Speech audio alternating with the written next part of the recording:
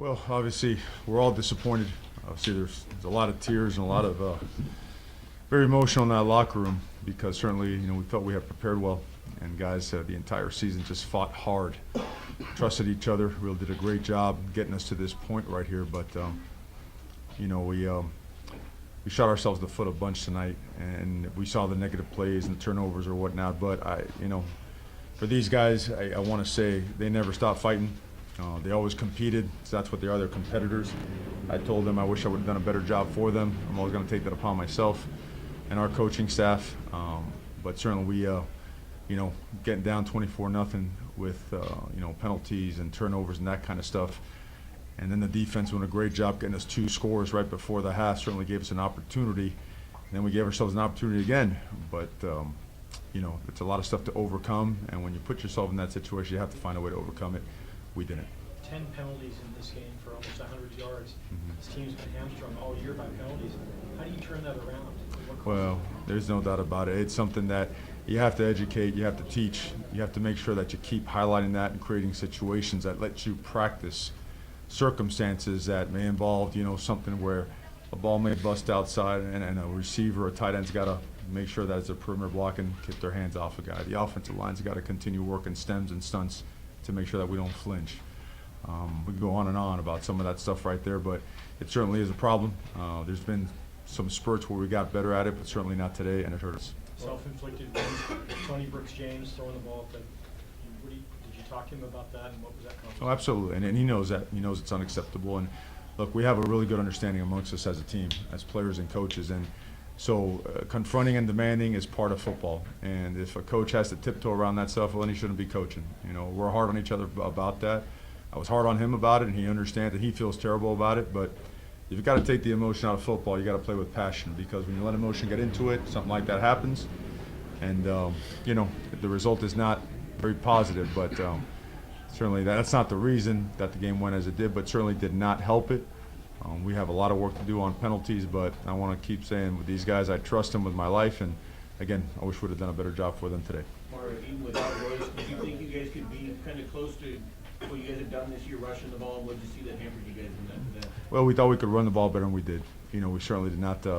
We didn't block them up and run it like we have throughout the course of the season, and it changed the dynamic of the game, particularly on short yardage in the first half. So, Royce is a difference maker, but these guys are also, and they've done a great job for us this year. So we certainly don't want to put the blame of the running game not being what it has been on one person. That's a collective effort by the offensive line, the tight ends, the perimeter blockers, and the running back. So, we got to do a much better job. Tyrell, what did you see in terms of the run offense? What were they doing to slow you guys down and be able to run? They were just playing really hard, and so bringing it every play. What do you account for the slow start? It's just one thing we knew that we had to work on, all year.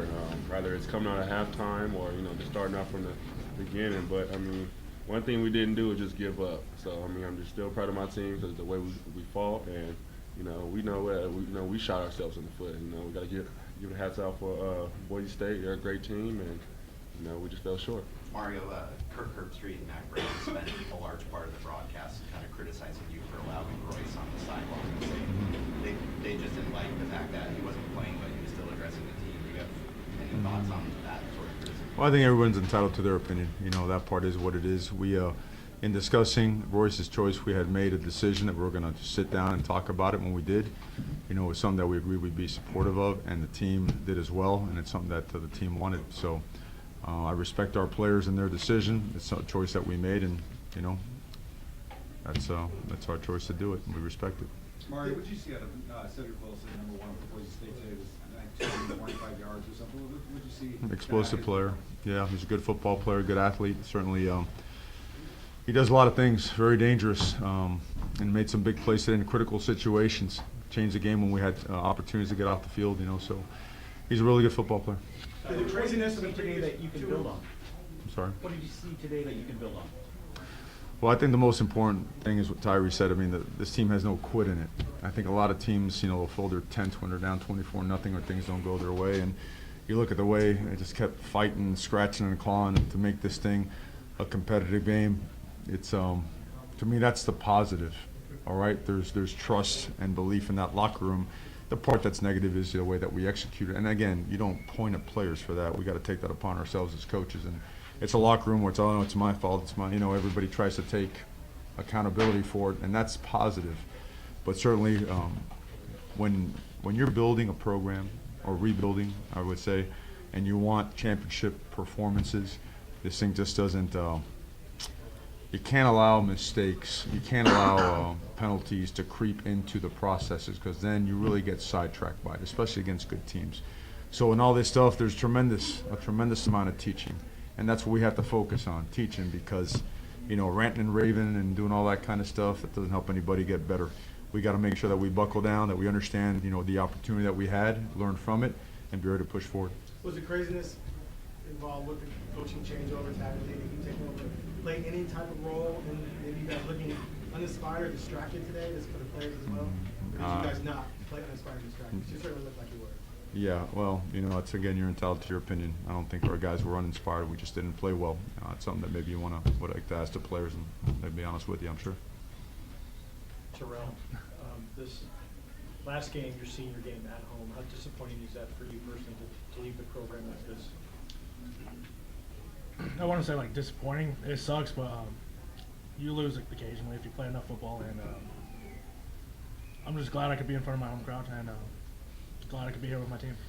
Tyree, what do you see from Wilson for them that see able to get past some of the guys there? Just like Coach said, I mean, he's a explosive player. I mean, I was trying to do as best as I can just to, let my teammates know where he was on the field. But I mean, he's one of those players that you can move him anywhere, and they're going to feed him the ball. So I mean, he did a good job at attacking our weaknesses, and we just got to play better and play more tougher. Tyree, earlier this week you said you'd like to get in the end zone. You now have the longest return for a touchdown in Oregon history. What was that play like? Oh man, I was just studying my tail off all this whole weekend we've been here, and like I said, I did tell you that I would love to get in the end zone for my last collegiate game, as a Duck, and my teammates did a good job, just blocking for me. I got one last year, and I didn't make it to the end zone, so I was just glad that I made it to the end zone, and there was no better feeling that I could just help my team, before going into half. Coach Van Der Esch was really flying around the field defensively. How was he able to impact what you guys were doing offensively? He's certainly a good football player, very rangy, long, really makes a lot of plays, has a good nose for the football, responsible for line calls. We had a tremendous amount of respect for him coming into this game, and he's exactly what we thought he was. He's an excellent football player, really instinctive, and made a lot of plays. Tyree, it looked like you were shaking your head on the question about you guys maybe being distracted by the coaching change and everything. Did you think that was any factor for you guys at all? I don't think so at all. If that was the case, I mean, we got a guy like this, leading our team, man. We just want to just, do whatever we can, lay our bodies on the line for him, man. We're not worried about, the decision that Coach Taggart decided to make. We're playing for this coach now, and that's all that matters. Mario, as Justin struggled to turnovers in the first half, did you guys have to, he's a pretty hard guy on himself, did you have to go over there and talk him maybe down a little bit? I think you always have to talk to your quarterbacks to make sure that they are settled down, but he's a competitor, and he's a lot more composed, I think, than people think.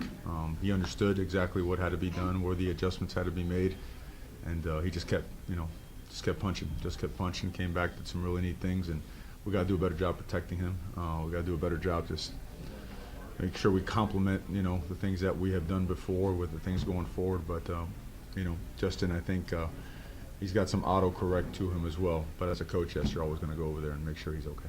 I mean, you guys are in a big hole. What sort of set the stage for that surge late in the first half? I mean, we just knew that, the defense, we knew we didn't start off right. And just going into the second half, we just knew that we just had to make a change. Whether it was just, getting stops, getting off the field, and just putting our offense in a better position to, drive the ball. But like I said, our defense, we wasn't going to quit. We know that we have to, finish the game and start off, fast. But we did a good job at, getting stops when we needed to, and getting our offense the ball when they needed it. The last minute before halftime, though, can you ever be thinking as a defense we need to put points on the board as a unit? Definitely. Troy got, our first points for us, and they had a sudden change, and like I said, I've been studying all week, and me and Ariana are the vets of the defense and the secondary, and you know, just by alignment and assignment, we were able to, you know, figure out what the route combination was, and I was just happy that I can just, you know, make a play for my team. Mario, did you have to change how much kind of in-game you were able to talk with your linemen, with that kind of change, and how do you think the line performed? Yeah. Well, we didn't perform well enough tonight. You know, we know that, and we're disappointed, you know, from that standpoint. So, but no, I mean, the entire week has gone as it usually does. You know, I mean, you have your head coaching duties that you have as well, and you know, Coach Cody Woodall did a real good job with those guys, preparing them as well, and we felt we really had our best weeks of preparation that we've had. So really can't make an excuse for anything. We just got to do a better job coaching those guys, and we got to do a better job executing. Mario, with the timeout on the first play, was there any adjustment with the new play caller, or was that just getting guys in the right spots? Do you remember? No, the first play, what happened is our guys were out there and the clock was ticking, and their side was taking a long time to get on over. So I kept asking the official, hey, are you going to, you know, do something about this? But he felt that we were out there a little bit later than usual when the clock had been wound, so I don't want to start the game on a negative note. So. That happened multiple times during the game. Why didn't you just snap the ball? I'm sorry? That where Boise came onto the field late. And you Right, realized but you said the referee's that sitting over the ball, and when he is, you can't snap the football.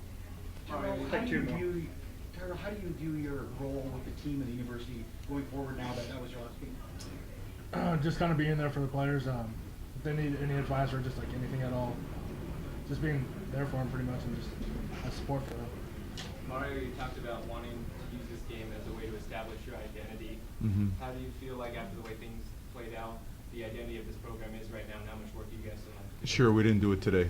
You know, we'd like to think that the things that we were building upon, especially our last two games, it were the kind of things we were striving to be and show today. We didn't do that today. So obviously that's not what our identity is or is going to be. We've got to get back to work, you know, once we come back off the break and reestablish ourselves, recognize the good things that were accomplished this year and the things that have to be, you know, that have to be made better. And we will, and we'll focus on that and go forward.